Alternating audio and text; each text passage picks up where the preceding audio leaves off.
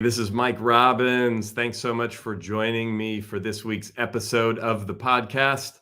I'm actually doing the podcast and streaming it live on Facebook and LinkedIn and YouTube all at the same time. I normally don't do this, but decided, what the heck, I'll do it today. So if you're joining live, hello there. If you're listening to the podcast, thanks for joining. I hope you're hanging in there.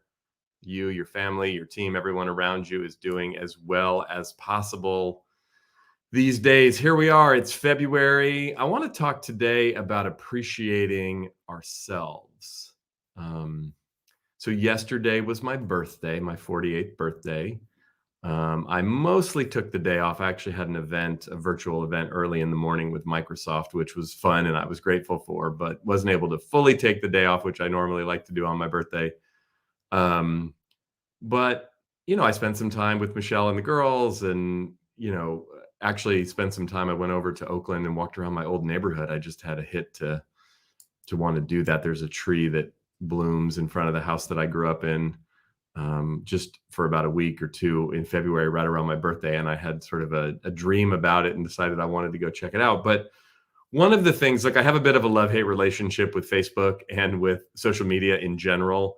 But one of the things that I love most about social media is my birthday and birthdays in general, like being able to be reminded of people's birthdays, as well as, my own birthday, being able to hear from people and get messages. And as I was taking in all the messages yesterday on Facebook and on LinkedIn, and I often will post on my birthday and write a little bit about, that it's my birthday and here's kind of what I'm thinking about. And I'm not doing it simply just because I want people to say happy birthday to me, although it is nice when people respond that way.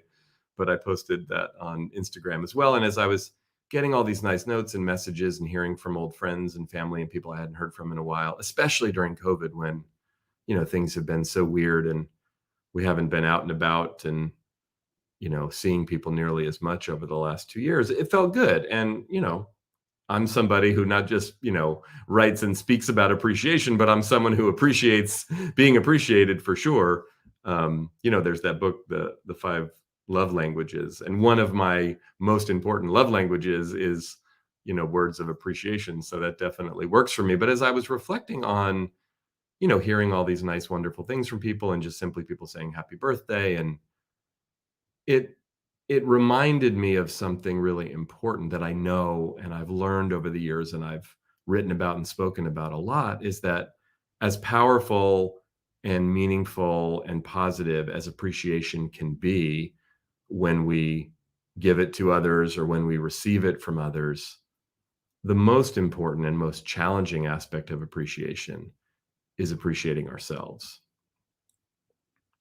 And I noticed yesterday as I was reflecting on my life and reflecting on the year, and, we're in this kind of in between Christmas and New Year's. I spend a lot of time, like a lot of us do, kind of reflecting on the previous year and thinking about the new year. And for me, because my birthday's in the early part of February, it often sort of continues for the first 5 or 6 weeks of the year, because then I have a birthday that comes up and I sort of do the same thing. And, this year, the first part of the year has been super weird, as has most of the last 2 years. But we get to the holidays and then we got this Omicron spike with COVID, and it just sort of sends us all sort of in a bit of a tailspin with our kids and with work and with life and with things kind of shutting down in ways and going, if you had started to go back to the office, maybe working from home. And it just sort of felt like a bit of a gut punch right out of the gate. And thankfully, knock on wood, I know we're all still dealing with this, and we're not, necessarily or anywhere even close to on the other side of not only the Omicron spike, but of COVID. But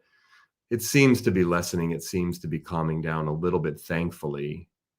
But, thinking about the year and thinking about my year and just thinking about, being 47 and now turning 48, 47 was a really tough year for me. Personally, just a lot of challenges, business-wise and family-wise and personally. I mean, some related to COVID, some just unrelated, and kind of how I've been feeling the last couple of years, with the end of 2020, with my birthday last year, with the end of 2021, now with my birthday this year. It's like, okay, I'm ready to put that in the past. I'm ready to move forward and hopefully, things get better. But I think some of that is when things are hard or challenging for me in life, with my work, with my family, with people close to me, with my health, with whatever's going on, it usually then translates into a hyper sense of negativity and self-criticism, feeling bad about myself, even though I know better to some degree. And I know a lot of times we're dealing with circumstances. It's not like, look, sometimes we do make mistakes or we directly cause some harm, some challenge, some pain in our life. We do, right? And that can be really hard to deal with and be with. But a lot of times things just happen, right? You and I didn't cause a global pandemic that's had so many ancillary impacts on all the ways we live and work, and but it has a personal impact. And so it's easy for me, just given my personality and some of my tendencies and some of my patterns, when things aren't ideal, my go-to place is there's something wrong with me, or I screwed up, or I'm not good enough. And I think a lot of us go there to some degree. Um, the most important relationship that you and I have, human relationship, is the one with ourselves. Now, look, you probably have people in your life like I do who are super important. Michelle, my wife, Samantha, Rosie, our daughters, they're the most important people in my life outside of myself. And I don't say this selfishly, but the most important relationship that I have, and I forget this all the time, is actually with myself. Because the kinder, the more compassionate, the more forgiving, the more appreciative, the more healthy my relationship is with me, guess what? That translates into my relationship with Michelle and Samantha and Rosie. That translates to the relationships with the people on my team that I work with directly. That translates to my relationships with my friends and family members, clients, and people I interact with. That translates to just the people that I see at the grocery store and the bank and wherever I'm going. I love the saying, we don't see the world or other people as they are, we see them as we are. So our relationship with ourselves colors everything that we see, everyone we interact with. When I'm feeling good about myself, when I'm feeling confident, when I'm feeling at peace, when I'm feeling appreciative and grateful and happy about myself and my life, I'm able to relate to others from that perspective. I'm able to relate to life from that perspective. When I'm feeling negative or critical or self-conscious or uncomfortable or, self-loathing, that's how I'm going to relate to everyone and everything else in my life. So I say all of this because as I was taking in all of this beautiful birthday appreciation yesterday and was really appreciating it, I was noticing there were certain things that people were saying that were easier for me to take in and some that were harder. And it all goes back to my relationship with myself. The story that I have about myself in any given moment really drives my outlook on life, your outlook on life. So it's important, if we're going to really focus on and be able to appreciate ourselves more effectively, which then has so many ancillary benefits, we got to take a look at a few things. And there's some things that we can do. First of all, we got to take a look at how hard that can be and acknowledge some of the things that get in the way of that, right? We live in this hypercritical world. We live in an environment, in a culture where it's socially acceptable to be negative and critical towards ourselves. Most of us were raised in a way where the people around us, even if they really loved and cared about us, were somewhat critical of us. And if they weren't critical of us, they were probably critical of themselves. So we saw that modeled. And it can be hard. And so again, there's just a lot of hardwiring. There's a lot of sort of muscle memory that we have and encouragement to be critical, to be harsh with ourselves. So the first thing that's important for us to do once we acknowledge that and can see what are your tendencies, what are your patterns, how does it manifest in your life with you being negative or critical towards yourself? And then, have some compassion for yourself with that, because that's one of the first steps to appreciating ourselves is forgiving ourselves for being human, forgiving ourselves for being critical, forgiving ourselves for making mistakes, forgiving ourselves for not being perfect, because none of us are. And if perfection is the goal, we always fail because that's not possible. So self-forgiveness is a really important practice. I've been talking about this for years. You probably heard me talk about it. I keep and have kept for many years, probably 15 going on 20 years, a gratitude journal. Well, I write things down on mostly a daily basis. I've been actually really good with that practice since the start of 2022, writing down, 3 to 5 things that I'm grateful for. And there's a lot of science that backs this up. You've heard about this for years. Oprah's been talking about it for years. a woman named Sarah Bunbronick wrote a book in the 90s called Simple Abundance, where she was the one to really popularize the idea. And Oprah had her on her show and then started talking about gratitude journals. But there are all these, there's Professor Emmons up at UC Davis, who's been studying the science of gratitude for decades. And we know this has a positive impact on our brain, on our nervous system, on our overall well-being. A few years ago, I added something to my practice in my gratitude journal. I write down 3 things that I'm grateful for and 3 things that I forgive myself for. So I literally, it's sitting right here on my desk next to my regular journal that I write in, which thoughts and feelings and whatever's coming up. But I'll just write at the top of the page, I'm grateful for my amazing life and I have compassion for myself. That's how I start every journal entry into that. And then I write down 3 things that I'm grateful for from that day. Usually I do it first thing in the morning. And then I write down 3 things that I forgive myself for. And then I end it by saying, I love and forgive myself. And that's it. Right? Just a simple practice. But can we focus on forgiving ourselves? Every day, there are things that we do and say that when we reflect upon it, it's like, oh, I wish I wouldn't have done that, or I could have done that different.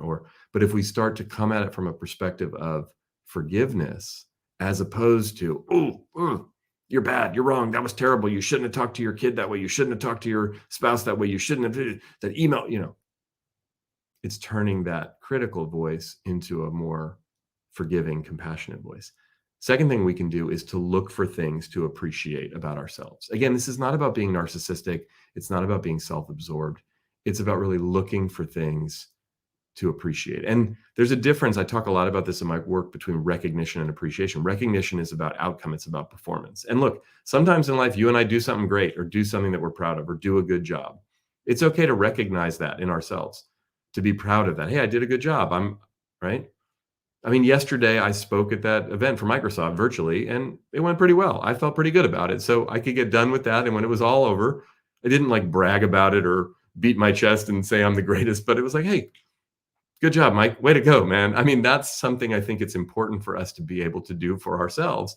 And, we can have a high standard. We can have a high bar, not perfection, but a high bar. And sometimes we meet or exceed that expectation. Sometimes we don't. But if we meet or exceed it, we can recognize ourselves. Good job on that. Or I did something that I'm proud of, or some action that I took, right? Some outcome or some action. Appreciation is more just about valuing ourselves, caring about ourselves, appreciating qualities that we have, right? We can appreciate skills, sure, but just like I appreciate my willingness, I appreciate my openness, and again, you don't have to necessarily say this out loud, although you could, but you could write it in a journal. You could just think about it. You could put your hands on your heart and just bless yourself, do it in a prayer, in a meditation, but looking for things to appreciate about ourselves and actually taking the action of self-appreciation, whatever that looks like. There was an exercise I used to do when I was speaking and in my workshops. I don't do it nearly as much anymore, although maybe I should. It's been a while, but I would have people pair up with each other and I'd give them like a minute or 2 each to just appreciate themselves with one another.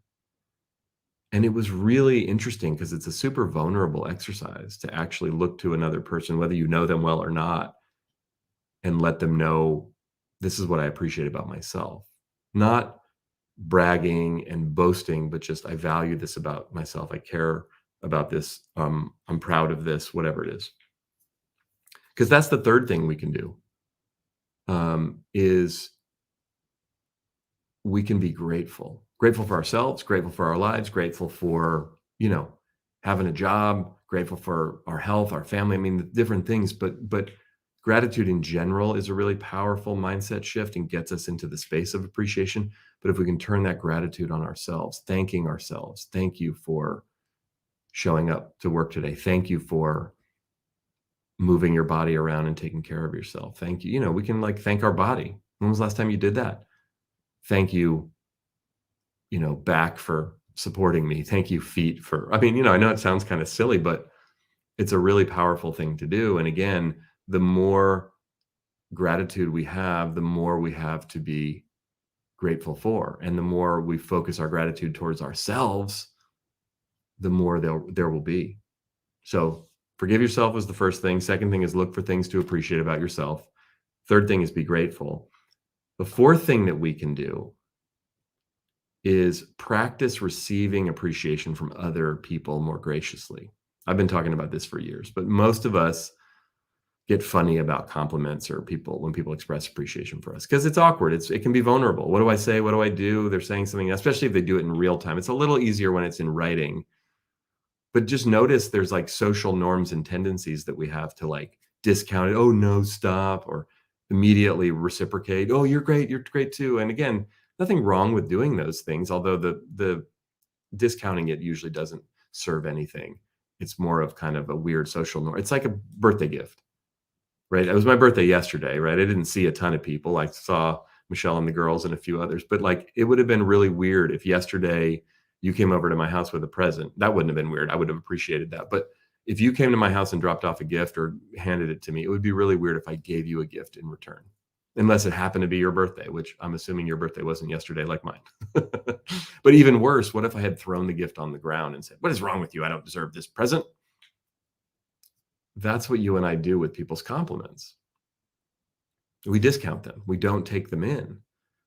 Sometimes it's because that critical voice in our head doesn't agree, or we push back, or we feel awkward, or whatever the reason is. But if we start taking people's appreciation, take it in, take it to heart, accept it, receive it, even and especially if you don't agree with it. You know, some of the stuff that people said to me yesterday on Facebook or LinkedIn or Instagram or, in emails or text messages or whatever, all the incoming communication I got, which I felt really humbled by and grateful for.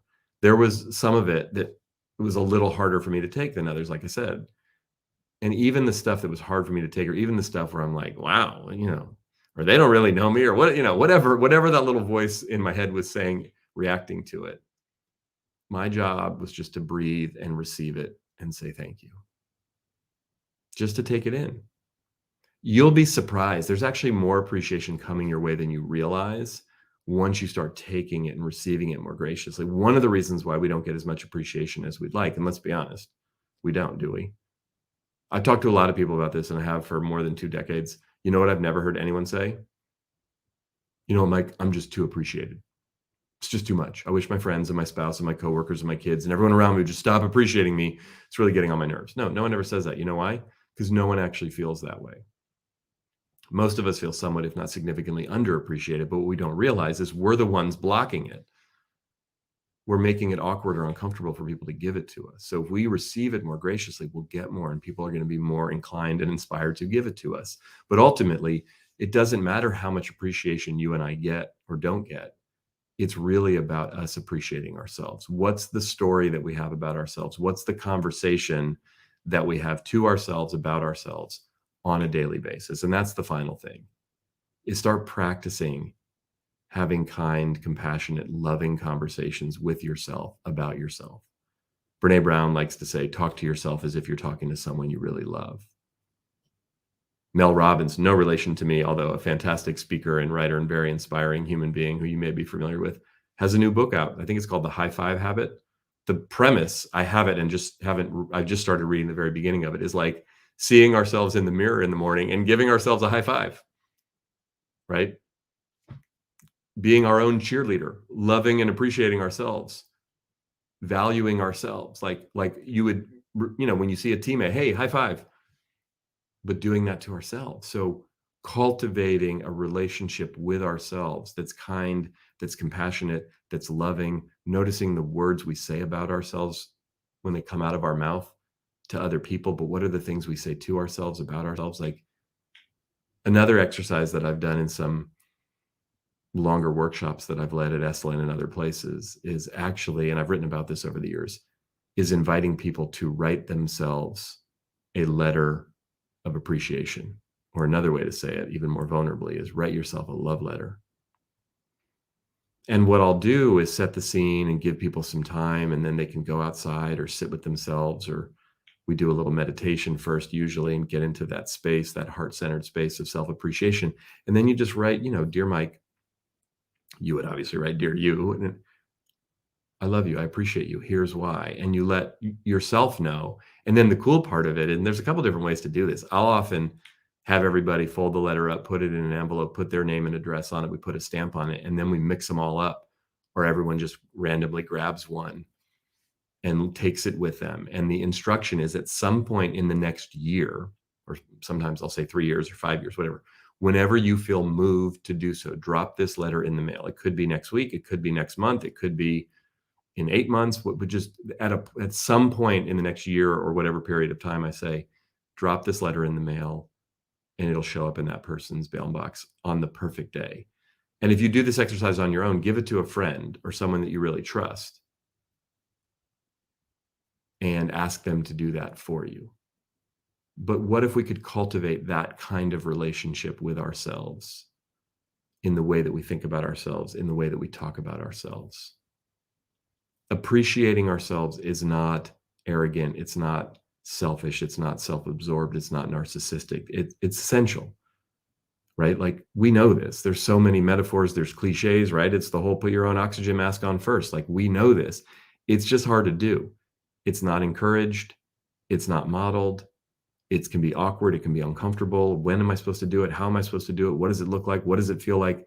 But the more we do it, the more we build that muscle within ourselves. And then, of the many ancillary benefits of doing that, it makes it that much easier to love and appreciate and care about the people around us, to express that for them authentically, for us to look at life and look at our opportunities and even our challenges or our goals from the perspective of, I value myself, I care about myself, I appreciate myself. So I'm going to make this healthy choice, or I'm going to take this inherent risk and do it from a place of self-appreciation, not from trying to prove something or earn something or whatever the case may be.